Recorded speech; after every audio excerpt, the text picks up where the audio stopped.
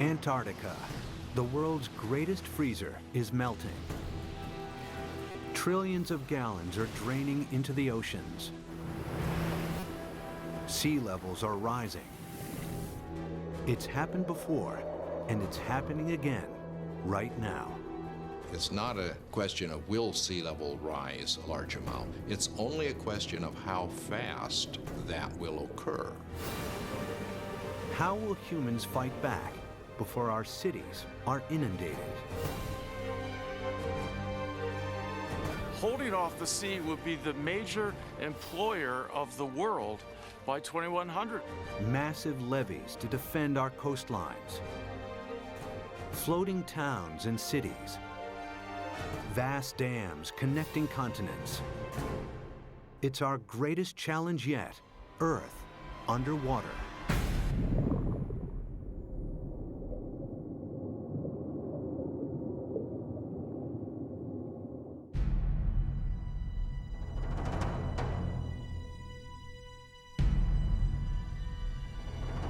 This is New York in the 24th century. Sea levels have risen by 120 feet. Manhattan is flooded. What could cause such a terrifying scenario?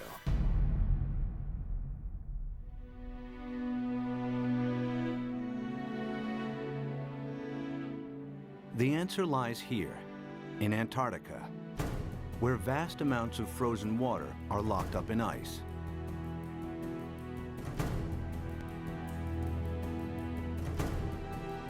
Some of Antarctica's ice sheets are more than 2 miles thick. If melted, this ice would dramatically raise sea levels. And the melting has already started. Taxi Jackson, please.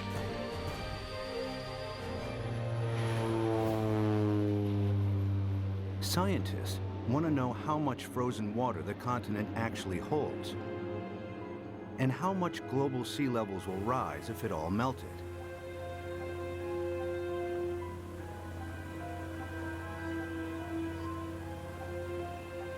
Specially equipped aircraft send radar beams deep into the ice, which reflect off the bedrock and measure the depth of the ice sheet.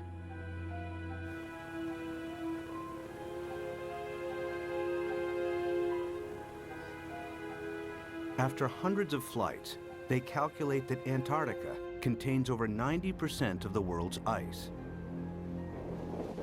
Together with Greenland, it's enough to raise global sea levels by an astonishing 230 feet. This is what North America would look like if all of the planet's ice melted. Europe would also shrink. London's Tower Bridge would become a solemn monument in the sea. Berlin would be flooded, as would Paris. But how likely is such a scenario? Is sea level rise reality or myth?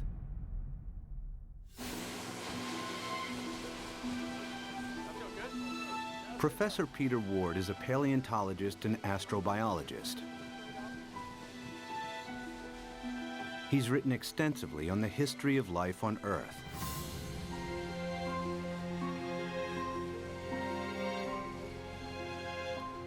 Today, Ward wants to know what would happen to our planet if sea levels rise foot by foot.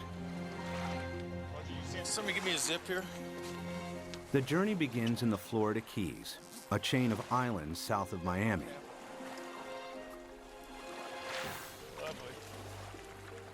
He's looking for clues from the past that may help predict the future of our planet. All right, guys, you want to go swimming? You ready?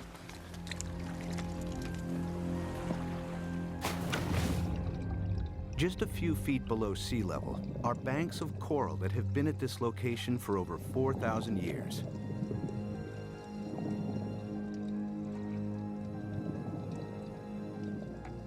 During this period, sea levels have been stable, not just in Florida, but around the world. Who's going swimming with me? Come on, boys. But it hasn't always been like this.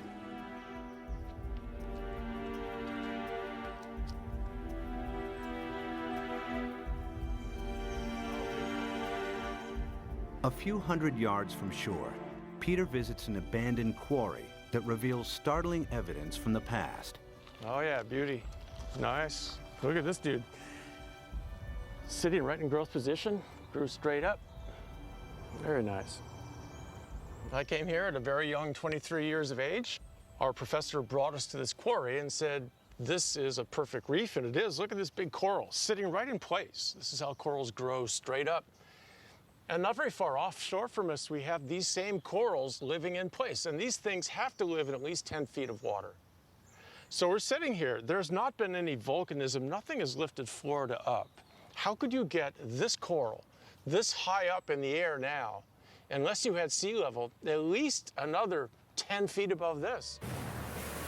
It was the first indication to me that sea level, which I knew had gone down and come up, but I had never thought that it could be higher than it is now. If history repeats itself, our coastal cities would be inundated. Sea level rise is not a myth. It could happen again, just as it's happened before.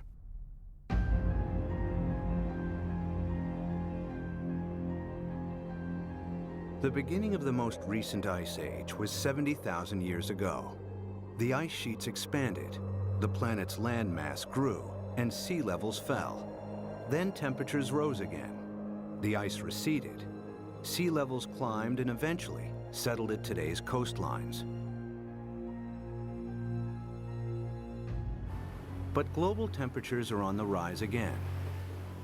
This time from humans burning huge amounts of fossil fuels.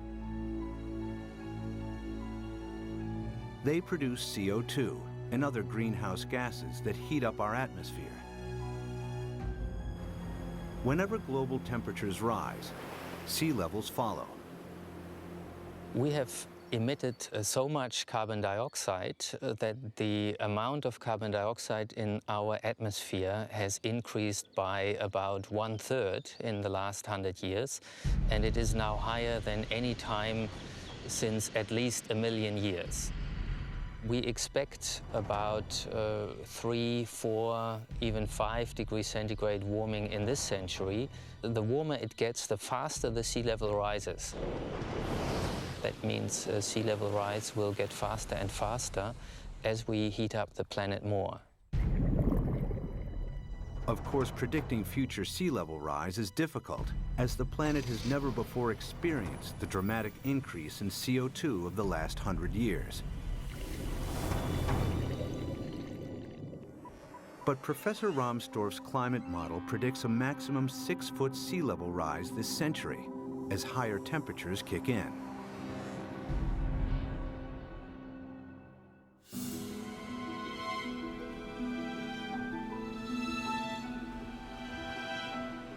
One city that would face inundation this century is Miami, Florida.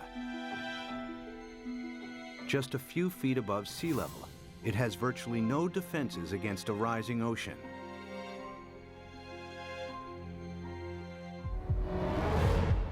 After 1 foot of sea level rise, these beaches would be regularly flooded at high tide. After 2 feet, many roads would be submerged. After 3 feet, if a hurricane strikes, the surging water would overcome sea defenses and cause flooding deep inland. Much of the region's coastal real estate would be ruined. We are looking at millions and millions and millions of dollars of real estate here. And we can assume that every one of these things is $500,000 to $1 million. We've got 100 here, we've got $1 billion in a very short area through here. So our $1 billion of houses, we get 1 meter, 3 feet of sea level rise, and every single one of these houses is useless. Who's gonna buy them? What happens to this $1 billion of real estate by the time we get 3 feet? I mean, it's gone, it's useless. It's just, you scrape it off with bulldozers, and you just leave it here. That's what'll happen. It'll just be left here. And it's not just residential properties that will be affected. Think of all the wharves and all the places where ships offload and unload all the goods and services. And if sea level rises even 3, 4, 5 feet, every single one of those ports has to be replaced. The cruise ship lines, there are billions of dollars of infrastructure that even a small sea level rise takes out. You got to rebuild it all over again. After 4 feet of sea level rise, electricity supplies would be affected as coastal power plants are flooded. After 5 feet, some of Florida's freshwater resources would be contaminated with seawater, and the Everglades National Park becomes a vast bay. After 6 feet, millions of Floridians would have to evacuate the state. So what's going to happen to Florida? By 2100, we'll be at least 4 to 6 feet higher. So this tide, which is not a high tide, will be about here, up to here. There's no way that we can keep the sea back as it rises. Miami-Dade County will be severely diminished.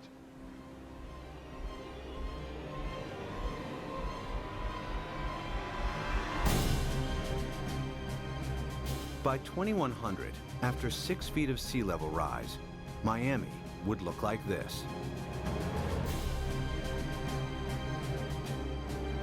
There's no way to prepare for this. You can't put levees around the kind of sea level rises we're in for. We're a city that's only a little over 100 years old. We became a town, an incorporated town in 1896, so we're not that old. But we may not make it for the next 100 years. The only way to prevent Miami from flooding would be to construct a vastly expensive system of levees surrounding the city. It would be a major engineering challenge, as Miami is built on porous ground that allows seawater to seep through. Alternatively, if Miami was flooded, the city would eventually have to be abandoned. There are cities you can save and cities that you can't save. And the choices will be based on, can we dike it off, can we put it off, or is this too expensive, not worth the price, not worth the effort? One city determined to defend itself against the sea is New Orleans, Louisiana. During Hurricane Katrina in 2005, large parts of New Orleans were flooded after a storm surge raised sea levels by 20 feet. The city lies several feet below sea level. Its antiquated locks and levees weren't strong enough to hold back the rising sea. As the storm pushed the Gulf's surging waters into Lake Borgne and onwards into the city's canals, New Orleans' sea defenses broke in 50 places.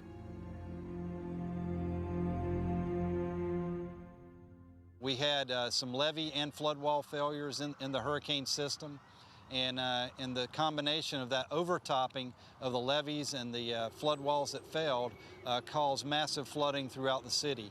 About 80% of the city of New Orleans was flooded following Hurricane Katrina.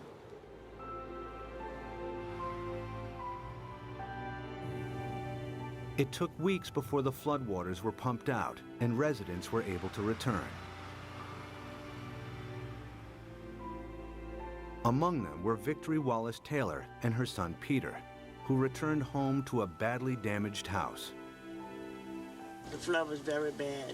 They wouldn't let us come and see about our house. It damaged my heart a little bit because I'm afraid for the flood. Like if a flood come in again, I don't know what to do because I think I might panic this time. I don't know. It is a hard pill to swallow, you see.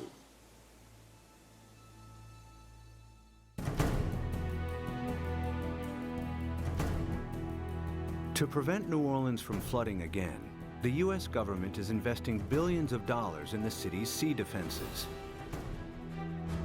Along the riverbanks, the U.S. Army Corps of Engineers is strengthening New Orleans' levees and locks. Their work here provides future insight into the kinds of construction that may be needed to protect coastal cities around the world against rising sea levels. We learned a lot of key lessons, and some of the key lessons learned were incorporated into the designs for the Greater New Orleans Hurricane Storm Damage Risk Reduction System.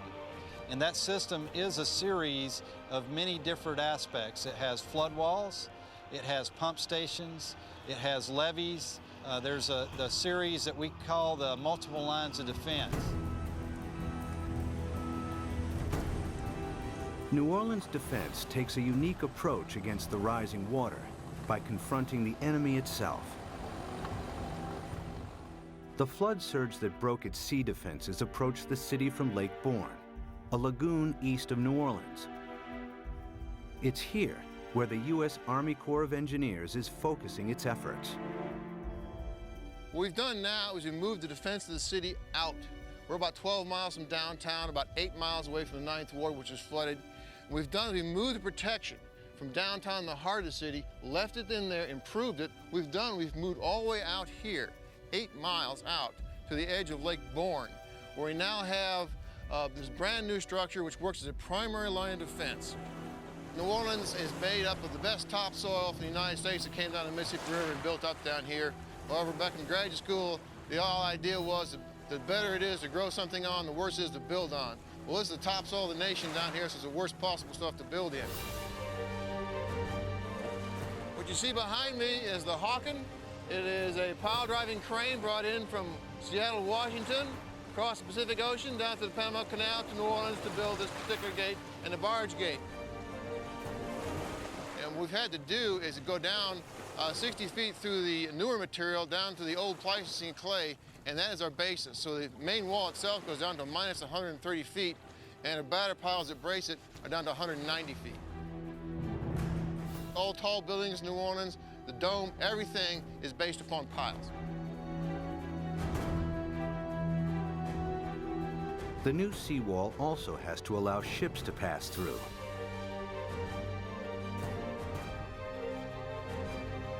Dry cofferdams are put in place to construct barge and sector gates. The concrete is poured, the dams are flooded, and the gates can be completed.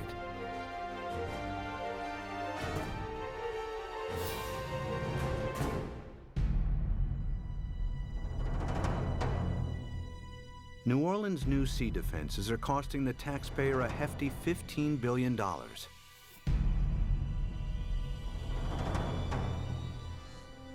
But their design only accounts for storm surges that build from sea levels today.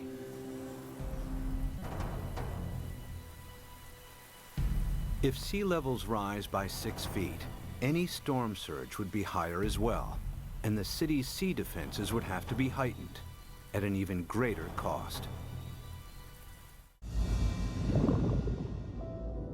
Not every country can afford to spend billions on sea defenses. In Bangladesh, many of its 150 million inhabitants live at or just above sea level. Merely 3 feet of sea level rise will have a devastating effect on the country's population. Turns out the area of the world that would be most vulnerable to sea level rise would be Asia. The rice-growing river deltas in Asia that are very close to sea level. Even a modest 3-foot rise would put half the rice land in Bangladesh underwater. Bangladesh has over 100 to 120 million people, and that number is rising fast. A great deal of its land just simply gets covered by water. And again, once you have salt water coming up, it's not just the land that's covered, it's the intrusion of salt. Even a 3-foot sea level rise wipes out half its rice crop. Their population is going up a third, and their land is being shrunk by a third. You know, you do the math. It's a catastrophe coming at us. Much of Bangladesh is a vast muddy delta that can't be defended. 6 feet of sea level rise spells disaster. It would displace millions, probably at least a few tens of millions of people. Where are they going to go? India's already built a wall between India and Bangladesh. They're anticipating there are going to be a lot of Bangladeshis starting to move, looking for a place to go, and Bangladesh itself is already one of the most densely populated countries on Earth. And then there are another 18 or 20 rice-growing river deltas in Asia, the Irrawaddy in Burma, the Pearl River Delta in China, and so forth, that would be affected in varying degrees by the rise in sea level. By the end of the century, cities and coastlines around the world will be under siege from the rising tides. Everywhere, people will be building levees and sea defenses to fight back.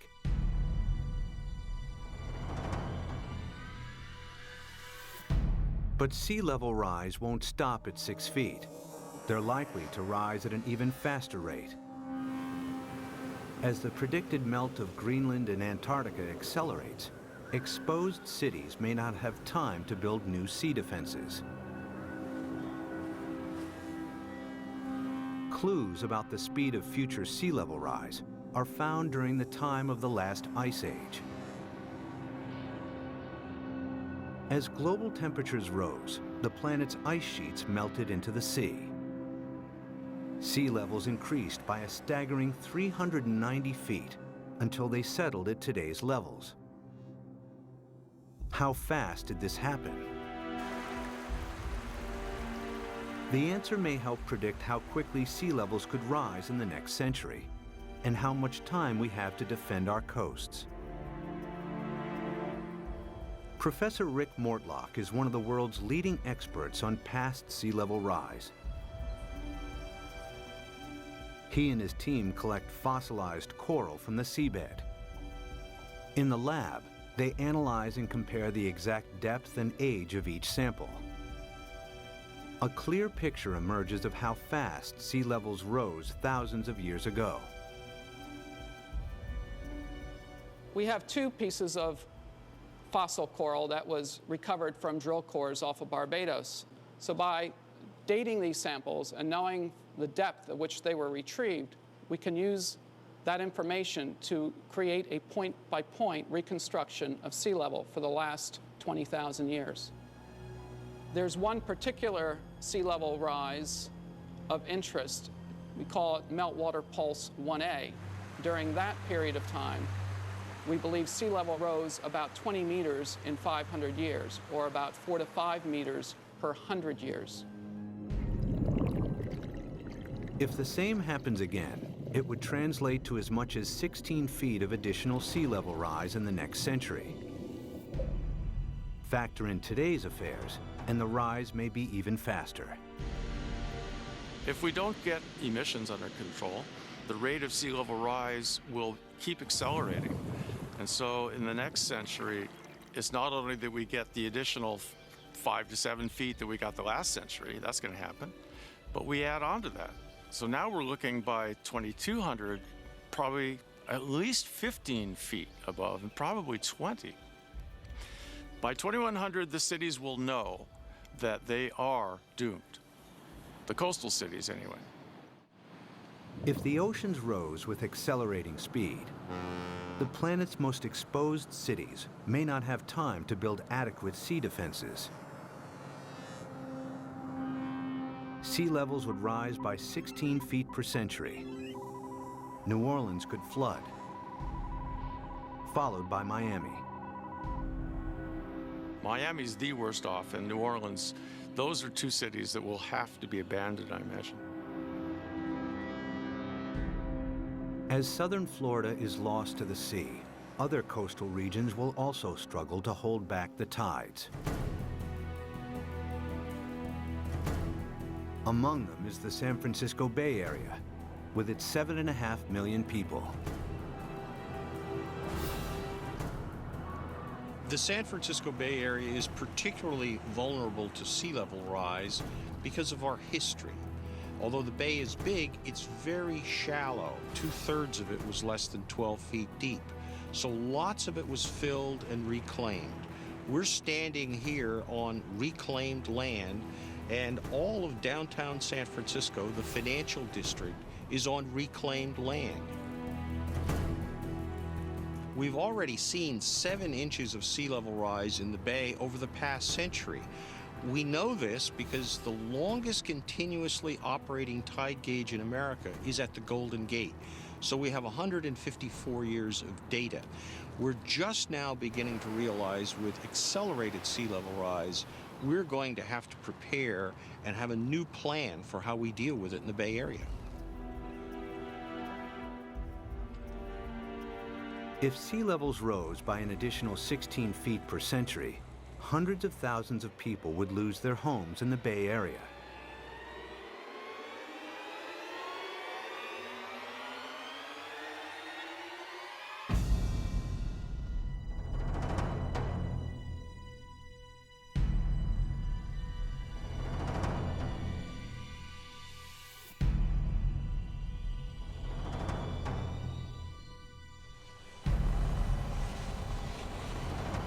To protect San Francisco Bay, levees would have to be built on a massive scale.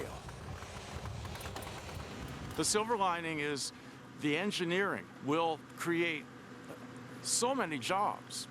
Holding off the sea would be the major employer of the world by 2100, I think. This is going to be worldwide. We're going to have a dam revolution.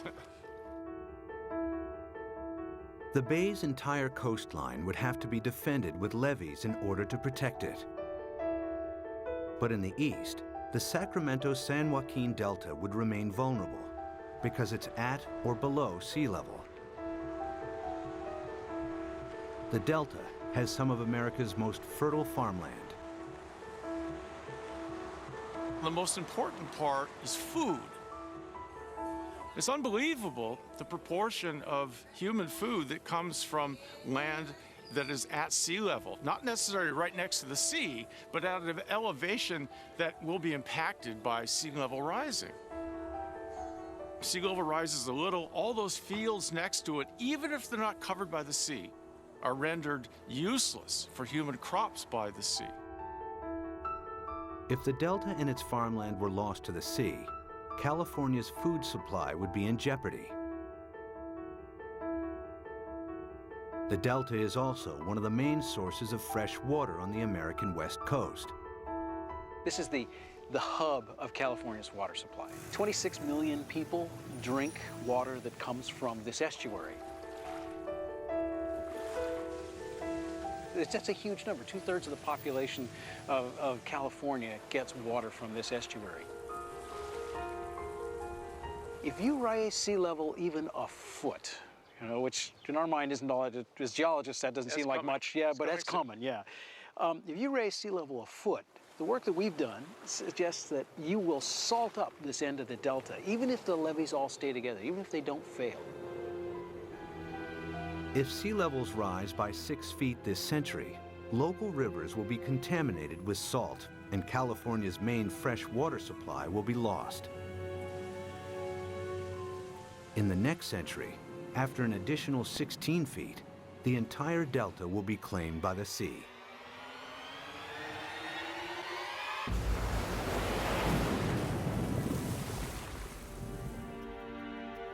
But there may be a way to defend both the delta and San Francisco Bay. San Francisco is among the best, easiest to save. The most radical solution would be putting a big dam right across the bay under the Golden Gate Bridge. On the ocean side, the sea is about 130 feet deep. Building a dam would be controversial and would turn the bay into a freshwater lagoon. But at a time of intense sea level rise, some may consider this the best option.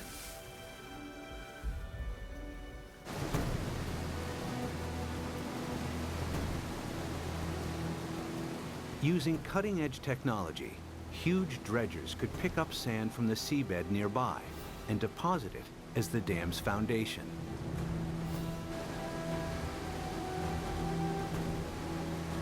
The dam's shallow incline would ensure maximum stability against earthquakes, breaking the power of the ocean waves with ease.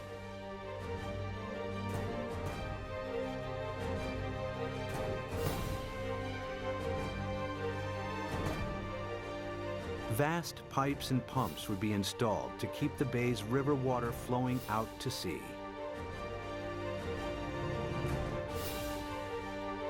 The Golden Gate Dam would cost $2.5 billion and could be heightened to deal with any sea level rise in the future. San Francisco and the Bay Area would be saved.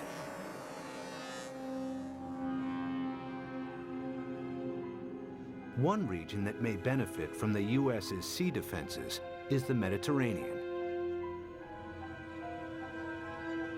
It's flanked by countries both rich and poor that have thousands of years of history. The Mediterranean has a unique feature, a narrowing at its mouth. The Straits of Gibraltar are between 10 and 20 miles wide, stretching from southern Spain to Africa. A dam could keep the rising water of the Atlantic separate from the Mediterranean. There's been a plan since World War II, for instance, to put a dam between the Rock of Gibraltar and Morocco on the African side. A dam big enough that sea level rise does not affect the Mediterranean. But building a dam here has one major drawback. Every year, the Mediterranean loses 2 feet of sea level through evaporation that is compensated by the inflow of water from the Atlantic. The dam would cut this off.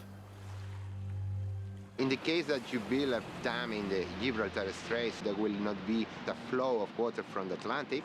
So in the case that you cut the flow, so there will be a evaporation, there will not be compensation, and there will be a permanent drop of the water level. After years of evaporation, the Mediterranean would turn into a stagnant saltwater lake. Eventually, the sea would dry out. And if then the sea level would rise, let's say another... Sea defense engineer Peter Janssen maps out possible solutions on how to keep the Atlantic flowing while building the world's largest super dam. I looked at the surroundings. I looked at what may be required to make a closure. And then, well, I thought it may be feasible.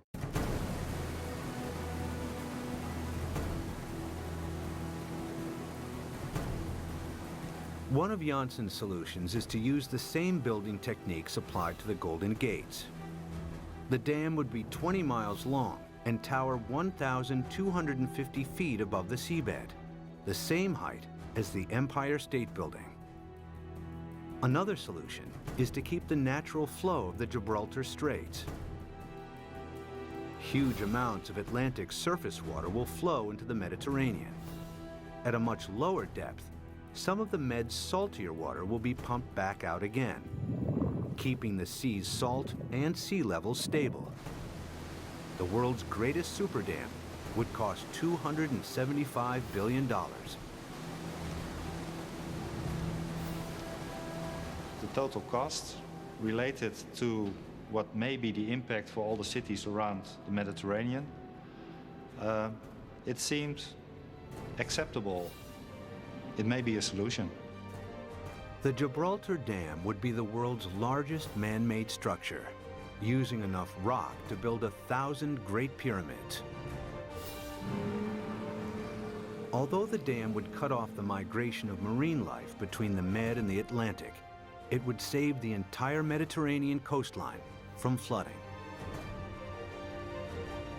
It's certainly technologically possible. The old cradle of civilization becomes really the center of civilization. They would be the last coastal cities never affected by sea level rising.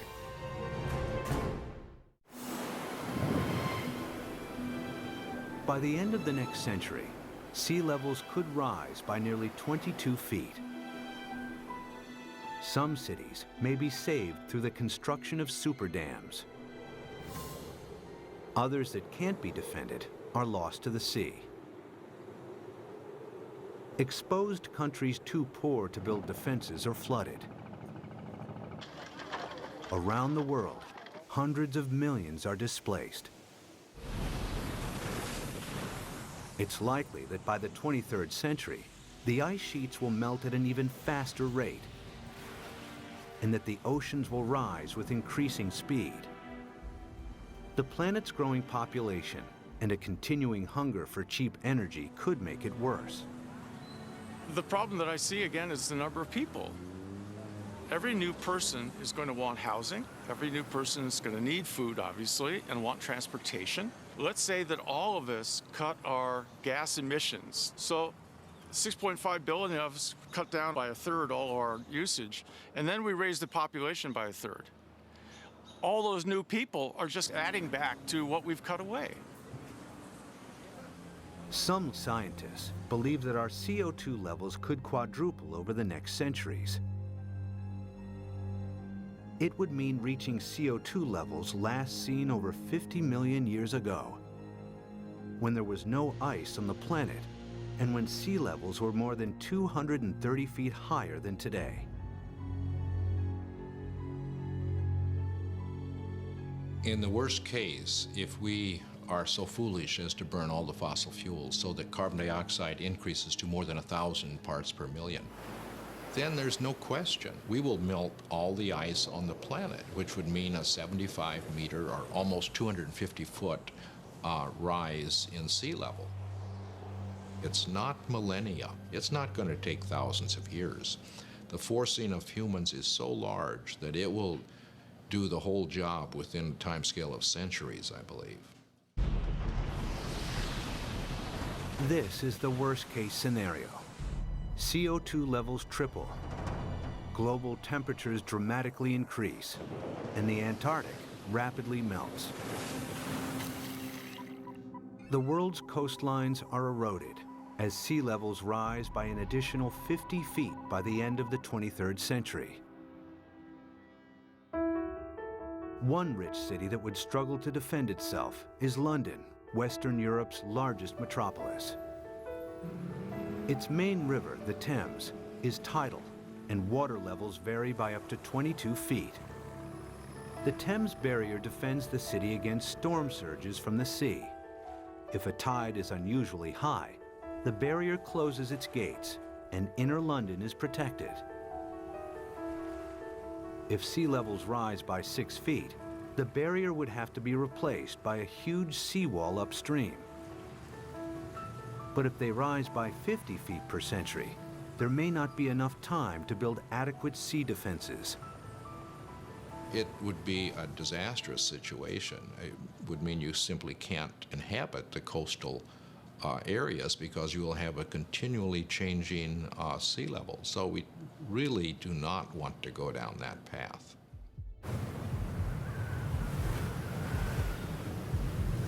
If CO2 continues to increase at a growing rate, 50 feet of sea level rise per century is a distinct possibility. The swiftly rising oceans would bypass any new seawalls. London and large parts of England would be flooded within a few centuries. The worst case scenario is when we have maybe 4 to 6 feet within a decade. That's not the kind of thing where you sort of sell your houses and say it's going to be okay. But you're trying to get out of there without drowning. It's going to challenge the existence of civilization. One of London's most famous landmarks, the Tower Bridge, would become a somber outpost in the sea.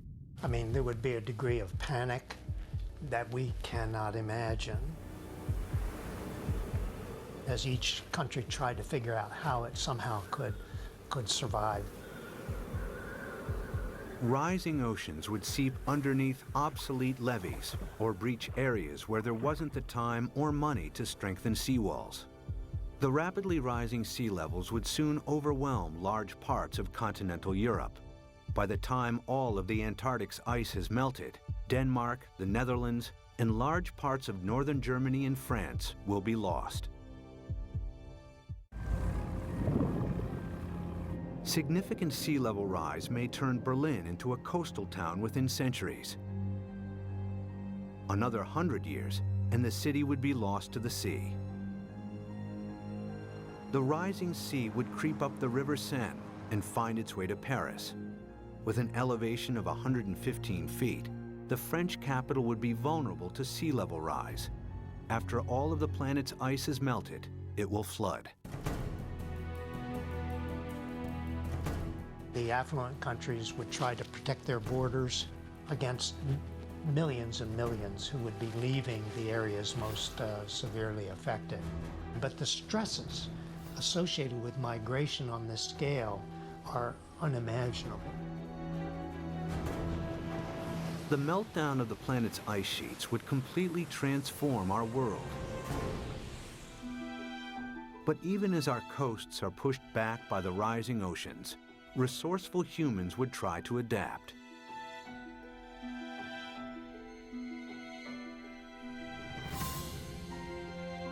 There are already plans to rescue New York.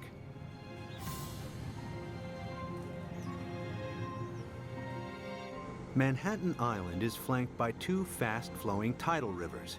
The entire city is directly exposed to the North Atlantic and extremely vulnerable to sea level rise.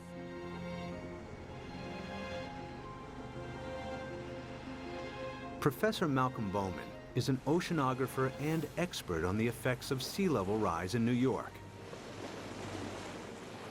If the worst case scenario, the rapid meltdown of the ice sheet on Greenland, the West Antarctic ice sheet, were to happen extremely rapidly, the future of New York City is in peril.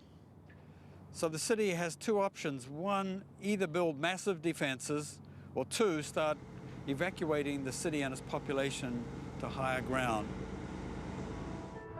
The flooding of New York's underground installations would only be the first in a series of catastrophic events. After the first 6 feet of sea level rise, parts of lower Manhattan would be submerged. If sea levels rise by 50 feet, the water would move into Times Square. Behind me is the Manhattan Bridge, with sea levels rising 250 feet. That bridge would have seawater lapping around the roadway. The New York City as we know it would not exist. But there is a way that New York might adapt even to extreme sea level rise. The idea is to build on water. Here in the Netherlands are several communities of floating houses. Koen Olthaus is a visionary architect who believes these houses are the beginning of a new trend in design and construction. So what you will see is that people go and design floating apartment buildings and really floating structures like 200 by 200 meters with roads on top of it and with cars on top of it and houses. Such floating cities could be built with a new lightweight material that's like a concrete sponge. The beauty about floating cities is that you don't have to protect them from nature. They just go on with nature, they live with nature. And they will just go up and down with the water. Olthaus has designed a seawall to protect Manhattan, with floating districts attached to it. New York, we're going to build a new Wall Street around it, around Manhattan. So we can redesign the city around it, or even having floating leisure around it, floating agriculture. A floating New York is still in the concept stage. But one day, this may be the solution for hundreds of coastal cities facing inundation.